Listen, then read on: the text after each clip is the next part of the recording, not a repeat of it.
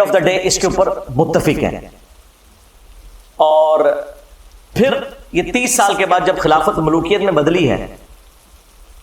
اور کس طریقے سے معاملات بگڑتے چلے گئے کہ اس کا اینڈ رزلٹ کربلا ہوئی،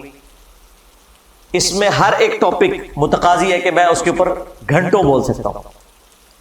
لیکن اگر میں بولوں گا تو پھر تو یہ ساری کی ساری مجلس جو ہے یہ تو اگلی اتوار تک بھی نہیں ختم ہونی.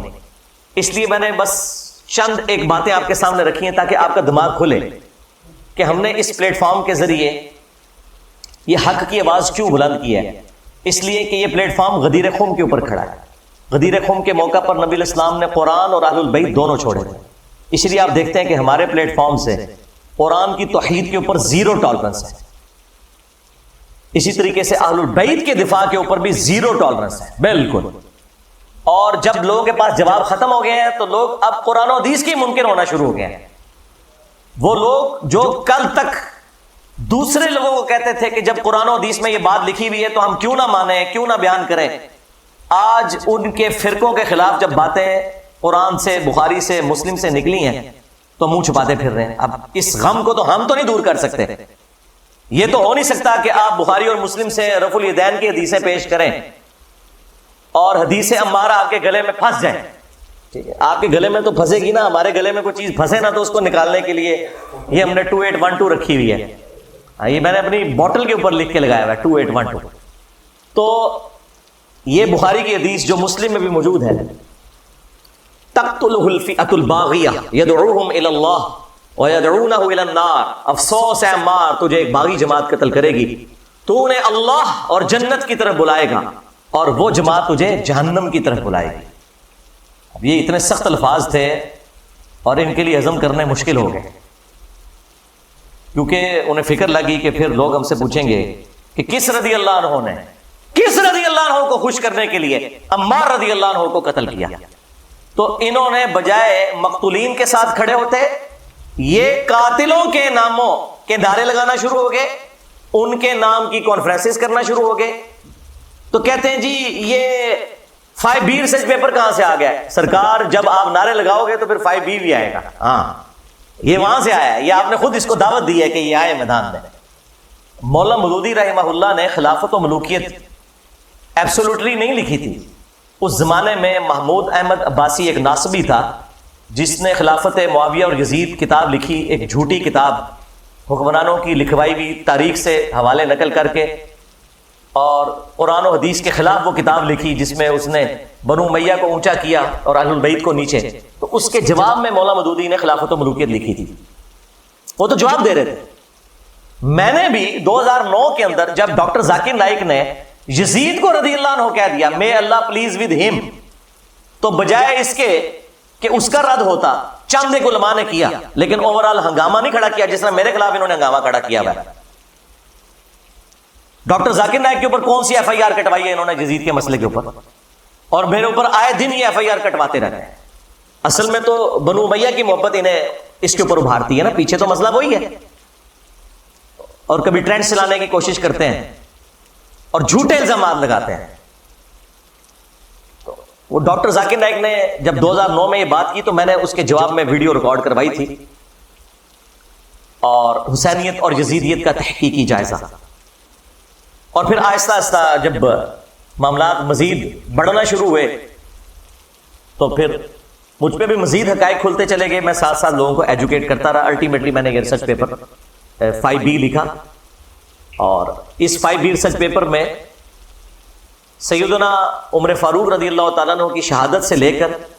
سیدنا حسین ابن علی رضی اللہ تعالیٰ عنہ علیہ السلام کی شہادت تک پوری اسلامک ہسٹری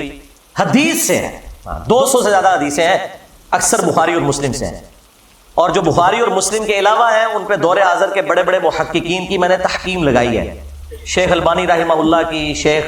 زبیل زئی رحمہ اللہ کی، شیخ شعیب ارناؤت کی، اور باقی بڑے بڑے محدثین کی تحکیم لگی ہے. اس 5B ریسرچ پیپر میں کوئی ایک حدیث بھی ایسی نہیں ہے کہ جس کے اوپر صحت کا حکم نہ لگا ہوا ہو. ہاں یہ ہو سکتا ہے کہ بعض محدثین کے نزدیک وہ روایت ضعیف ہو تو بعض دوسرے اسے صحیح سمجھتے ہوں. یہ نہیں ہو سکتا کہ سب کے نزدیک کوئی روایت کمزور تھی اور میں نے وہ نکال دی. اگرچہ میرے نزدیک کوئی روایت کمزور بھی تھی، اور اگر اسے امام ترمذی نے، امام حاکم نے، امام ذہبی نے ٹھیک کہا ہوا تو میں نے لیا، کیونکہ وہ بڑے ائمہ ہیں، اور پھر ہمارے مخالفین وہ ہیں جو ہم سے زیادہ انہیں سمجھتے ہیں، بلکہ ہمیں تو وہ کچھ سمجھتے ہی نہیں ہیں، تو پھر ہم انہیں ان کے گھر کی خبر نہ دیں کہ تمہارے اپنے اصول کے اوپر تو یہ روایتیں درست تھیں نا، انہیں مانو، کیونکہ جب ہم کوئی اپنی روایت پیش کرتے ہیں ان کتابوں سے تو تم ریجیکٹ کر دیتے ہو، بخاری مسلم تم ریجیکٹ نہیں کر سکتے، تو اس کے لیے پھر تم باطل تعویلات تلاش کرنا شروع کر دیتے ہو، اور آئے دن کوئی نہ کوئی ہنگامہ کھڑا کرتے رہتے ہیں۔ تو میں وقتاً فوقتاً ان تمام ٹاپکس کو ایڈریس کرتا رہتا ہوں تاکہ لوگوں کو حق بات پتہ چل جائے، یہ اتنا معاملہ آسان نہیں ہے۔ اب یہ پورا ایک ٹاپک ہے کس طریقے سے یہ سارے کے سارے معاملات خلفائے راشدین کے بعد سیدنا علی کے دور میں جنگ جمل، صفین، نہروان، اور اس سے بھی پہلے حضرت عثمان کیوں شہید ہوئے، آپ کو تو کہانی کروائی نا انہوں نے کہ جی وہ عبداللہ ابن سبا نے یہ سارا معاملہ خراب کیا تھا، بالکل جھوٹ بولا۔ ایک شخصیت جو حضرت علی کے دور میں سامنے آیا،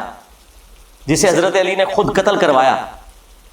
اس کو پکڑ کے انہوں نے شہادت عثمان کے چکر میں ڈال دیا تاکہ بنو امیہ کو چھپا لیں کہ بنو امیہ کے گورنروں کی وجہ سے حضرت عثمان غنی رضی اللہ تعالیٰ عنہ کے خلاف ان کی رعایا ہو گئی تھی، اور الٹیمیٹلی اس کا انجام ان کی شہادت ہوا۔ اور یہ وہ باتیں ہیں جو بخاری مسلم میں لکھی ہوئی ہیں، میں نے اپنے ریسرچ پیپر میں ساری احادیث وہ جمع کی ہیں، تاریخی روایتیں نہیں، حدیث ہیں۔ اس کے اوپر پردہ ڈالنے کے لیے انہوں نے باقی معاملات جو ہے نا وہ نئے اجاگر کرنا شروع کر دیا۔ اللہ کے بندو، یہ تو اتنا خطرناک معاملہ تھا کہ یہ معاملہ اس لیول کے اوپر بگڑا ہے کہ صرف بخاری مسلم سے اگر حدیثیں میں آپ کے سامنے رکھوں تو آپ کانوں کو ہاتھ لگائیں گے۔ صحیح بخاری میں 4108 نمبر حدیث ہے، 4108۔ تحکیم کے بعد جب ایک معاہدہ فائنل ہونے جا رہا تھا اور نہیں ہو سکا سیدنا علی اور حضرت معاویہ کے درمیان، اس کے بعد جب حضرت معاویہ مدینہ شریف آئے تو انہوں نے وہاں ایک خطبہ دیا۔ بخاری کے الفاظ ہیں کہ حضرت حفصہ جو تھی، سیدہ حفصہ، حضرت عمر کی بیٹی اور عبداللہ ابن عمر کی بہن اور ام المومنین بھی،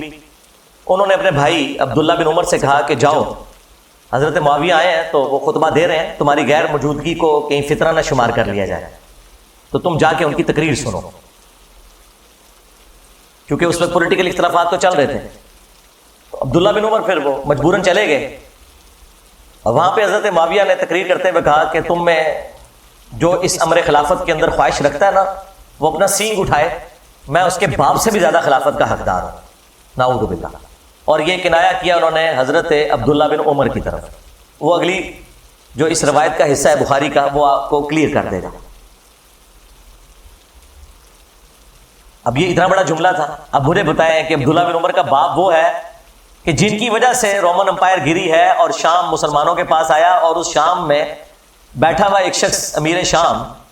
وہ اسی کے بیٹے کو کہہ رہا ہے کہ میں تجھ سے اور تیرے باپ سے زیادہ خلافت کا حقدار ہوں۔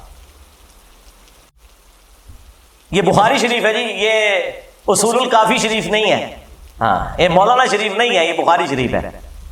اب عبداللہ بن عمر کو غصہ تو آیا لیکن خاموش ہو گئے، اور وہ خاموش کیوں ہوئے؟ آج بھی لوگ کہتے ہیں نا کہ جی صدیوں سے لوگ کیوں نہیں بول رہے تھے، اس زمانے میں نہیں لوگ بول سکے۔ وہ ہمارے استاد مولانا اسحاق صاحب والی بات ہے کہ ماما روزانہ حسین نہیں جم دیا، ہاں حسین ابن علی اور عبداللہ ابن عمر دونوں کی نیچرز میں فرق تھا۔ تو بعد میں ایک دوسرے صحابی کہتے ہیں عبداللہ بن عمر سے کہ آپ نے اسی وقت معاویہ کو جواب کیوں نہیں دیا جب وہ یہ کہہ رہا تھا کہ میں اس کے باپ سے بھی زیادہ خلافت کا حقدار ہوں؟ تو عبداللہ بن عمر نے کہا کہ میں نے ارادہ تو کیا کہ میں اپنی گوٹ کھولوں، یعنی وہ احتبا کر کے دونوں گھٹنوں کو یوں لے کے بیٹھے تھے، اور میں اسے اسی بھرے مجمع میں جواب دوں کہ تجھ سے زیادہ خلافت کا حقدار وہ ہے کہ جس نے تم سے اور تمہارے باپ سے جنگ کی تھی جب تم لوگ کافر تھے اور ہم لوگ مسلمان تھے، یعنی تم لوگ بعد میں مسلمان ہو کر طلقہ فتح مکہ کے موقع پر تم لوگوں نے معافیاں مانگ کے اسلام قبول کیا، تم لوگ آج آ کے عمر اور اس کے بیٹے کے بارے میں کہہ رہے ہو کہ ہم اس سے زیادہ خلافت کے حقدار ہیں۔ مجھے بتائیں، جو شخص یہ کہے کہ میں عمر سے زیادہ خلافت کا حقدار ہوں، اس نے علی کی خلافت کہاں سے ماننی تھی؟ یہ اب سنی شیعہ سے مسئلہ اٹھ چکا ہے جی، وہ قصاص عثمان چاہتے تھے، قصاص عثمان چاہنے والا یہ کہے گا کہ میں حضرت عمر سے زیادہ خلافت کا حقدار ہوں، تو انٹینشن تو انہوں نے خود کھول کے بتا دی۔ اچھا تو وہ عبداللہ بن عمر کہتے ہیں میں نے ارادہ تو کیا اپنی گھوٹ کھولوں اور میں سے کہوں کہ تجھ سے زیادہ خلافت کا حقدار اور تیرے باپ سے زیادہ وہ ہے کہ جن لوگوں نے تمہیں مار مار کے اسلام میں داخل کیا ہے، یعنی تم لوگ کافر تھے اور ہم نے تم سے جنگیں لڑی ہیں۔ اور امام بخاری نے یہ حدیث غزوہ خندق کے چیپٹر میں ڈالی ہے، یہ بتانے کے لیے کہ خندق کے موقع پر عبداللہ بن عمر اور حضرت عمر مسلمان تھے اور حضرت معاویہ اور ان کے والد کافر تھے، یہ اس میں سے انہوں نے رزلٹ نکالا ہے۔ اچھا، اب یہ بڑی حیران کن بات ہے، اسے آپ کرامت سمجھیں یا انٹینشنلی ایسا ہوا، یہ سیم الفاظ صحیح مسلم کے اندر موجود ہیں حضرت عمر کے بھی۔ ایک تو وہ بخاری میں حدیث ہے نا، جب آپ کو زخم لگے تو آپ نے 6 رکنی کمیٹی بنائی اور کہا کہ میں اپنے بعد اس امر خلافت میں ان 6 بندوں کے سوا کسی کو حقدار نہیں سمجھتا کہ رسول اللہ اپنی وفات تک ان سے راضی رہے، علی، عثمان، طلحہ، زبیر، عبد الرحمن بن عوف اور سعد بن ابی وقاص، ان میں سے کسی کو خلیفہ چن لینا میرے بعد۔ اور مسلم شریف میں الفاظ ہیں کہ آپ نے خواب دیکھا کہ ایک مرغے نے آپ کو ٹھونگ ماری ہے، اس کے بعد آپ نے جمعے والے دن خطبہ دیا اور اگلا جمعہ آپ کو نصیب نہیں ہوا، بدھ والے دن آپ کی شہادت ہو گئی، اور کہا کہ میں نے خواب دیکھی ہے اور میں نے اس کی تعبیر یہی کی ہے کہ عنقریب مجھے قتل کر دیا جائے گا، اور اگر میں اچانک مارا جاؤں تو اپنی خلافت کو ان 6 بندوں سے باہر نہ جانے دینا کہ جن سے رسول اللہ اپنی وفات تک راضی رہے۔ اس کے آگے بڑے خطرناک الفاظ ہیں کہ تم دیکھو گے کہ ان 6 بندوں کی مخالفت وہ لوگ کریں گے کہ جن کو میں نے اپنے ہاتھوں سے اسلام کے لیے مارا ہوا ہے، اور اگر وہ مخالفت میں سامنے آ جائیں تو سمجھ لینا کہ یہ لوگ اللہ کے دشمن اور کافر ہیں۔ اتنے سخت الفاظ ہیں۔ ہاں جی، اب یہ آپ نے تلاش کرنا ہے یہ اللہ کے دشمن کن کو کہا انہوں نے کہ جن سے میں نے اسلام کے لیے خود جنگ کیا۔ لوگ کہتے ہیں یہ رومنز اور پرشینز کا ذکر ہو رہا ہے، اور رومنز اور پرشینز کو صحابہ کرام نے اپنے مشورے میں شامل کرنا تھا کہ حضرت آپ بتائیں کہ ہم نے کس کو خلیفہ چننا ہے، اور دوسرا رومنز اور پرشینز تو رہے کوئی نہیں تھے، وہ تو گر گئے تھے حضرت عمر کے دور میں۔ یہ آپ اپنے اندر رہنے والے لوگوں کی بات کر رہے تھے کہ یہ وہ لوگ ہیں جن کو ہم نے مار مار کے اسلام میں داخل کیا ہے، اور یہی مخالفت کریں گے ان 6 بندوں کی۔ خیر اس کی ایکسپلینیشن میں علماء پہ چھوڑ دیتا ہوں، میں نے کوئی تشریح کی تو کہیں گے کہ ایتے وچ نہیں سی لکھیا، تو ہن وچوں کڈ کے لکھیا ایتے وچ تے ٹائم قیامت تک کی کڈ کے دس۔ اچھا مزے کی بات بتاؤں، یہ مسلم شریف کی حدیث جو ہے نا، یہ سیم حدیث سنن کبری البیہقی کے اندر اسی سند کے اوپر ہے 100%، یہ مرغے کی ٹھونگ مارنے والی، اور اس کے اینڈ میں لکھا ہے کہ سیدنا عمر 26 ذوالحجہ کو شہید ہوئے۔ مسلم شریف کی سند کے اوپر مسلم والی حدیث جو سنن کبری البیہقی میں تھی، اس میں اینڈ پہ الفاظ یہ ہیں، باقی ساری حدیث سیم ہے کہ 26 ذوالحجہ کو شہادت ہوئی بدھ والے دن حضرت عمر فاروق رضی اللہ تعالیٰ عنہ کی، تو سرکار یکم محرم کہاں سے نکال لیا؟ مسلم شریف میں 26 ذوالحجہ ہے، ظاہر سند وہی ہے۔ چلے تاریخ کی بھی کتابیں اٹھائیں تو جتنی صحابہ کرام کے حالات زندگی پہ کتابیں ہیں نا، وہ 3 بڑی بڑی کتابیں ہیں۔ الاستیاب امام ابن عبد البر کی کتاب، اس کے بعد اسد الغابہ ابن اثیر کی کتاب، اور اس کی شرح الاصابہ 8000 صحابہ کے حالات زندگی ابن حجر اسقلانی کی۔ یہ 3 مین کتابیں، تینوں میں 26 ذوالحجہ لکھا ہے، باقی اقوال لکھ کے انہوں نے کہا یہ ثابت نہیں ہے۔ یکم محرم کا تو قول لکھا ہی نہیں ہوا۔ ایک جگہ ہے کہ جب دفنا چکے تھے تو محرم کا چاند نکلا، وہاں پہ بھی یکم محرم شہادت نہیں ہے، حضرت عثمان کی بھی بیعت پہلے ہو چکی تھی۔ اتنا بڑا جھوٹ بولا۔ ادھر غدیر خم کی ڈیٹ انہوں نے 18 ذوالحجہ کو حضرت عثمان کی شہادت کے ساتھ جوڑ دیا، حالانکہ حضرت عثمان غنی رضی اللہ تعالیٰ عنہ کی شہادت 18 ذوالحجہ کو ہوئی نہیں ہے۔ ان ساری کتابوں میں آپ نکال کے دیکھیں تو آپ کو 18 ذوالحجہ کی ڈیٹ نہیں ملے گی، 12 ذوالحجہ کی ملے گی۔ ہر معاملے میں جہاں جہاں مولوی گھس سکتا تھا نا،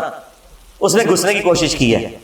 اور میں نے الحمدللہ مسلم شریف سے مولانا شریف کو باہر نکالا ہے۔ جیسے وہ جب تک آپ کتے کو باہر نہیں نہ نکالتے